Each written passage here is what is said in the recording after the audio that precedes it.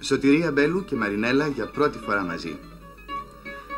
Αυτή τη στιγμή, Μαρινέλα, τραγουδάς κυρίως τραγούδια του Χατζή στην Πλάκα, σε ένα χώρο που υπήρξε φυτόριο πολλών νέων καλλιτεχνών και από αυτή τη στιγμή έχει συγκεντρώσει πολλά από τα μεγάλα ονόματα του τραγουδιού.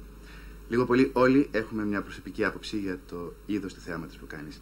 Θα ήθελα να δω εσύ πώς το βλέπεις. Ίσως μεγαλύτερη σημασία από το τι είδους θέαμα κάνω έχει πώς το κάνω, πώς το δίνω. Ξέρω ότι έχει υποθεί και έχει γραφτεί ότι έχω προδώσει τις λαϊκές μου ρίζες, το λαϊκό τραγούδι και ότι δεν τραγουδάω προβληματισμένα τραγούδια. Ίσως να έχουν δίκιο για αυτό το τελευταίο. Αυτό όμως που ξέρω είναι ότι όταν είμαι πάνω στην πίστα, πάνω στη σκηνή, για να δώσω σωστά αυτό το θέαμα, εγώ δίνω όλο μου τον εαυτό. Όλο μου το είναι. Και νομίζω αυτό είναι που μετράει περισσότερο.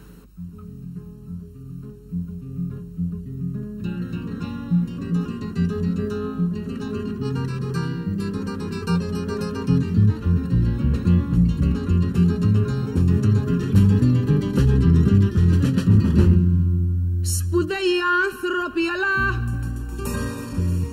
η μοναξιά τους παγώνει. Πηγαίνουνε στο σινεμά για να μην νιώθουνε μόνιμα. Εγώ έχω εσένα και εσύ εμένα κι είναι η αγάπη μας χρυσοπουλί. Μα εγώ έχω εσένα και εσύ εμένα, δυο που αγαπιούνται είναι πολλοί. Μα εγώ έχω εσένα και εσύ εμένα κι είναι η αγάπη μας χρυσοπουλί. Μα εγώ έχω εσένα και εσύ εμένα, δυο που αγαπιούνται είναι πολλοί. Θόρυβοι φώτα φωνές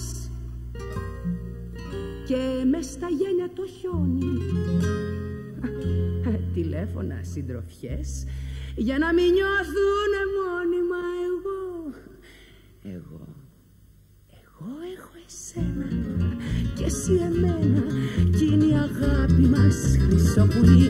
Μα εγώ έχω εσένα και εσύ εμένα, δυο που αγαπιούνται είναι πολλοί. Μα εγώ έχω εσένα και εσύ εμένα κι είναι η αγάπη μας χρυσοπουλί.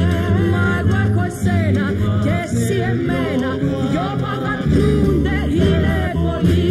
Μα εγώ έχω εσένα και εσύ εμένα κι είναι η αγάπη μας χρυσοπουλί.